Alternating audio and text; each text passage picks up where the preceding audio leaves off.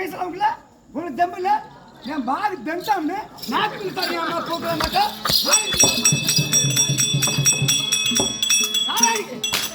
என்ன பார்த்து என்ன கேவலமா சக்கிலி உனக்கு அம்மா கேவலமா ஏய்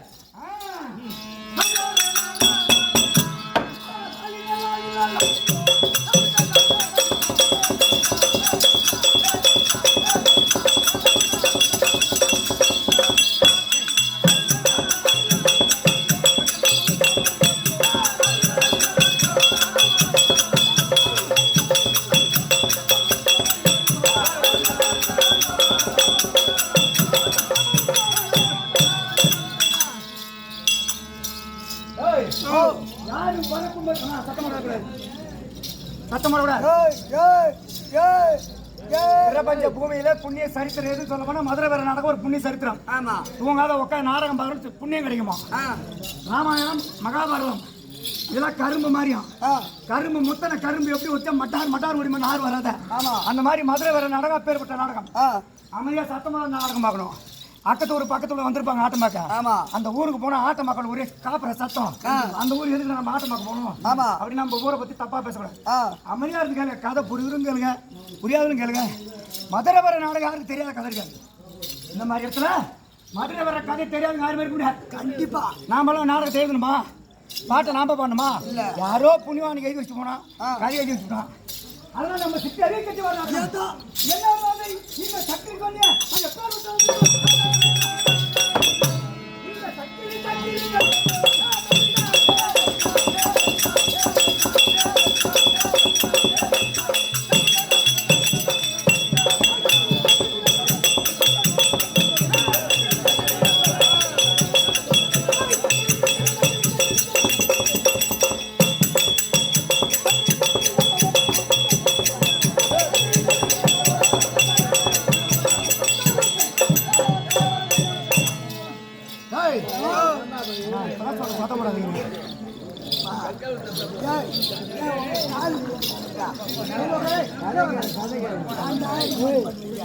மதுரை வர்ற சாமி மழை நிறுத்திட்டாரு. ஆமா, 3 ராத்திரி நாடகத்தில் 2 நாடகம் ஒரு 2 நாடகத்தை ஒரு நேரத்தில் முடிவு பண்ணிச்சு. அதனால வேஷம் அதிகமான வேஷம் இருக்கு, கதை இருக்குது, எதையும் தள்ள முடியாது உங்ககிட்ட. ஏன்னா உங்க கையில் எந்த கதை தள்ளி மறைச்சு ஆட முடியாது. அதான் வாத்திரி 8:30 மணிக்கு மற்ற தட்டிட்டாரு. இன்னைக்கு எந்த ஊர்லையுமே பார்க்கல, மற்ற 8:30 மணிக்கு தட்டி இல்லை. எனக்கே ஆச்சரியமா போச்சு. நான் வந்து டைம் தான் ஆரம்பிப்பேன். விதி ஒரு காலமும் விலகி போவாது.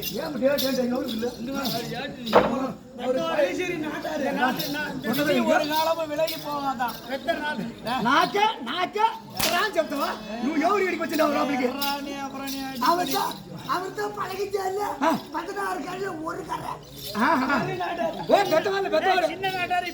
நமஸ்காரம் சாமி, நமஸ்காரம்.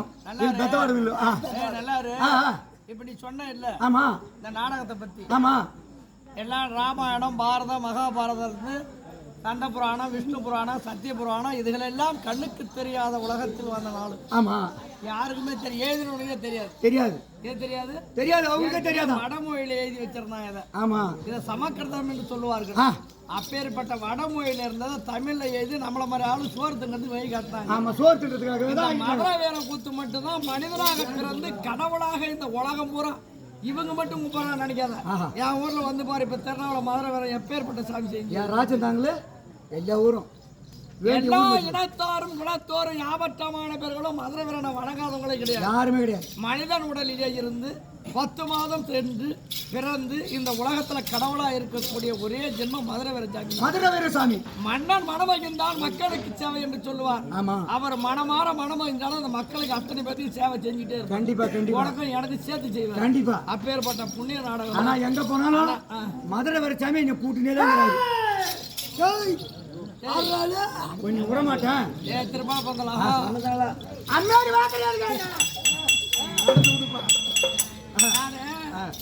எல்லாத்துக்கும் அமையாது. என்ன அமையாது? கண்டிப்பா எல்லாத்துக்கும் அமையுமா? அமையாதுங்க, அமையாது. அவன் என்னதான் கத்துக்கிட்டு இருந்தாலும் சரி, ஆமா, அவன் என்னதான் புலவனா இருந்தாலும் சரி, எழுதுறவனால ஆட முடியாது. கண்டிப்பா கண்டிப்பா. எது? கண்டிப்பா ஆடுறவனால எழுத முடியாது. அவன் தலையில ஒண்ணு எழுதி, உன் தலையில இது எழுதி இருக்கிறாங்க. தென்றலும் சிறப்பா தான் நல்லாவே இருக்கு. பகவான் நல்லாவே இருக்கு. உண்மையிலே சொல்றேன், மதுரை வீர சாமி புண்ணியத்துல மதுரை வீர நோட்டு புக்கிறது நான் பார்த்தேன் கிடையாது.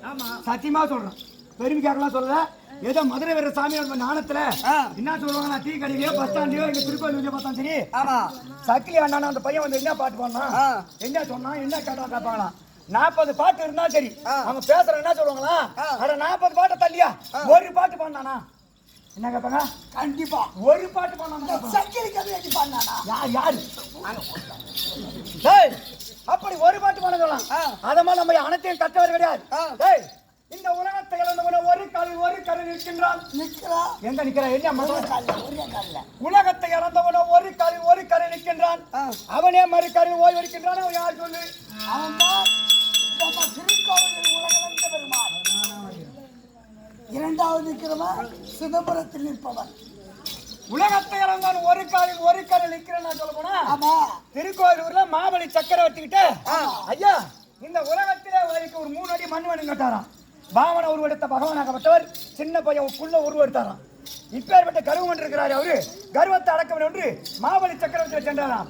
ஐயா இப்பேற்பட்ட நாட்டுல எனக்கு ஒரு 3 அடி மண்ணு கொடுங்க கேட்டாராம். 3 அடி யாரு, திருப்பதி ஏழுமலையான வெங்கடாச்சலபதி உள்ள பையன் உருவெடுத்துட்டு போனாராம். அங்க என்னடா இம்மோண்டு பையன் ஆகிறான், இந்த உலகத்துல 3 அடி மண்ணு கேட்கிறேன்னு. ஐயா அளந்துக்கிறான். பகவான் பார்த்தால் அண்ணன் சராசரம் ஏரியா போனவன உருவெடுத்தால் 2 அடி பூமி அளந்தார். 2 அடி அளந்துட்டாராம் பூமியை. உலகத்தை ஒரு அடியும் பூமியை ஒரு அடியும் அளந்துட்டார். பூமி 2 அடி அளந்தாராம். ஐயா நான் கம்னா 3வது அடி வைக்க வேண்டும். 3வது அடி வைக்க இந்த 1 அடி மண்ணு குறையுதுன்னு கேட்டாராம். அப்ப சொன்னாரா மாபலி சக்கரவர்த்தி, சொல்ல தவறாதவன் நானு, அதனால இன்னொரு அடிக்கு மண்ணு வேணும்னா என் தலைமையில காயவன் குனிஞ்சாராம். யாரு, வாமனன். அப்பேற்பட்ட வாமனன் காலை தூக்கினார். மாபலி சக்கர தலைமையில காலை வைத்தார். வலது காலை தூக்கி சரசின் மீது காலை வைத்து இடது காலை ஊனி இடம், அதுதான் திருக்கோவிலூர். இன்னைக்கு பெருமாள் கோயில் உள்ள போய் பார்த்தா இடது கால் மட்டும்தான் பூமியில இருக்கும். வலது காலை தூக்கி மாபலி சக்கரவர்த்தி தலைமையில காலை வச்சிருப்பாரு. பகவான் அதுதான் உலகத்தை இழந்தவன ஒரு காலில் ஒரு கரை நிற்கின்றான். அது ஒரு கரை தென்பட ஆறு இருக்குவாரு, அது ஒரு கரை பெருமாள் கோயில். அவனே ஓய்வெடுக்கின்றான். அதுதான் ஆதி திருவரங்கம். ஓய்வெடுத்தவர் எங்க தெரியுமா, ஆதி திருவரங்கத்திலே தென்பெருமாக சலை தாழ்த்தி சயனித்துக் கொண்டிருக்கிறவர் ஆதி திருவரங்க நாராயணன் அவர்தான். இப்ப சபைக்கு முன்பாக வந்தேன், என்னை பார்த்தார், பார்த்தார். யார் விளக்கம் சபையில வந்திருக்கக்கூடிய தாய் தந்தவன பாதாரம் கமங்களுக்கும் ஒன்னும் தெரியாதவன் சிறந்தாத்திரி கரங்குப்பு ஒரு கோடி வணக்கம்.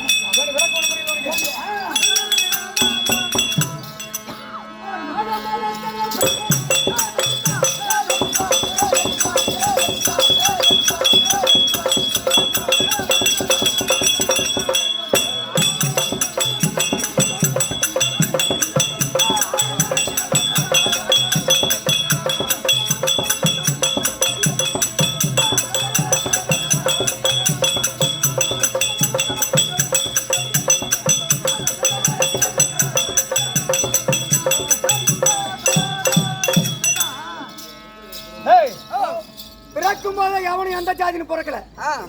நல்லா விட்டு கேட்கணும். ஆமா ஆமா, பிறக்கும் போது எவனா தாய் வச்சு பிறக்கும் போது கவண்டனாங்கன்னு பிறந்துன்னு வரானா இல்லையே. நான் அறுதடி காலின்னு பிறந்துன்னு வரானா இல்லையா. சேவிங்க பண்றேன் பரியாரி சொல்ற மாதிரி அவன் தாய் வச்ச பூமிக்கு வரும்போது நான் பரியாரி தாங்கன்னு பிறந்தானா இல்ல. அவரவர் செய்யக்கூடிய தொழிலை வச்சுதான் ஜாதி பிரிக்கப்பட்டது. ஆனா மானிட மக்கள் பிறந்த உலகத்துல பிறந்தவரெல்லாம் எல்லாம் ஒண்ணுதான் சொல்றான் மூதாதிகள். எப்படி கேட்க போனா, இன்னைக்கு நீ கோயில் மூலம் அடிக்கிற, இவனுக்கு என்ன பேரு, கோயில் மூலம். நாட்டுல அடிக்கக்கூடிய மூலத்துக்கெல்லாம் மொத்தமா மேலம் தான் பேரு. ஆனா அந்தந்த மேலத்துக்கு பேர் தனியா உண்டு. கோயில் விசேஷத்துக்கு அடிக்கிறான் பாரு பம்ப, அது பம்ப பம்பக்காரன். செத்துக்கு அடிக்கிறவன் அது பரமோளம், பரமோளம் சொல்லுவாங்க. கல்யாணத்துக்கு அடிக்கிறவன் அது கோயில் மேலம். இப்படி ஒவ்வொரு மேலத்துக்கும் ஒவ்வொரு பேர் உண்டா. அவர் செய்யக்கூடிய தொழிலை வச்சுதான் ஜாதி பிரிக்கப்பட்ட. ஆட்டக்காரன் அடிக்கிறது ஆட்டக்காரமா மிருதனா மிருதனா இது மிருதா பேர் இல்ல.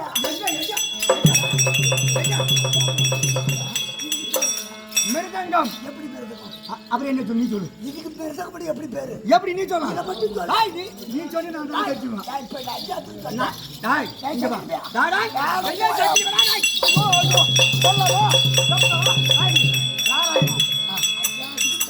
ஆமா கோயில் மூலக்கார ஆமா பரமோலகாரனுக்கு பேர் பேர் சொல்லிச்சு.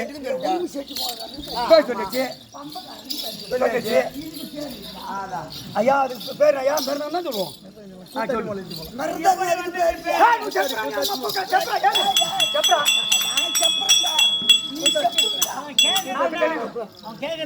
அதுக்கு எப்படி பேர் வந்தது? நாக்கு தெளிவு செப்ப ஒரு பத்தவல்ல நீ என்ன கலெக்டராடா ராய் பாடா. சாக்கிலி புண்டா நீ என்ன கலெக்டர் அடியா இவன் ஒரு நாள் உனக்கு மரியாதை கொடுக்கணும் இவன் ஒரு நாள் ரெண்டாவது உட்கார சீட்ல உட்காந்தா மறுநாள் உட்கார மாட்டாங்க கரெக்டா 2வது சீட்டு கரெக்டா இருக்கிறான் யாரு என்னடா சாப்பிடுவேன் பீ திங்கிறியா அதே பாகத்துக்கு சுகர் ராது இந்த சக்தி என்று சொல்லக்கூடியவன் எப்படி பிறந்தார்? எப்படி பிறந்தார்? ஏற்கனவே காலத்திலே பரம கடவுளும் உமா பார்வதியும் நகரவளம் வருகின்ற நேரத்தில் நகரவளம் வருகின்ற நேரத்தில் இப்ப இன்ன வரைக்கும் பேசுறீங்க தமிழ் ஆளு கொள்ளுமா சத்தியமா உன் கொஞ்சம் பட்டிருக்கு